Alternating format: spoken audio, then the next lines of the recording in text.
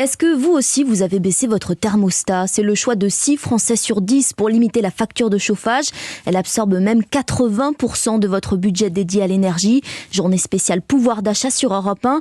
Aurélien Fleureau, qu'on ait choisi l'électricité, le gaz ou le fioul, personne n'est épargné par la flambée des prix.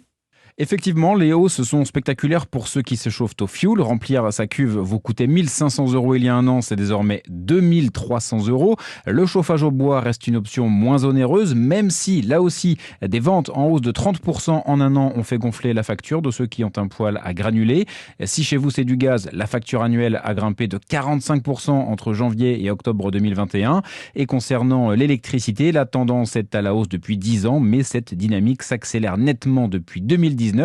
Les mesures prises par le gouvernement, c'est vrai, permettent de contenir ces hausses, mais parmi les rares solutions pour essayer de faire baisser la facture, il y a une meilleure maîtrise de votre consommation, rappelle Antoine Autier, responsable des études à l'UFC Que Choisir. Parfois, on ne se rend pas compte que finalement, en baissant un petit peu le chauffage, on n'aura pas nécessairement plus froid, mais en réalité, l'économie sur la facture pourrait être importante, parce que quand on regarde le chauffage et l'eau chaude, ça représente de l'ordre de 2/3 de la facture d'électricité. Donc on voit bien que ce sont quand même des postes important pour avoir des économies. Et selon l'ADEME, baisser d'un seul degré son chauffage permet de réduire la facture de 5 à 10%. L'éclairage d'Aurélien Fleureau.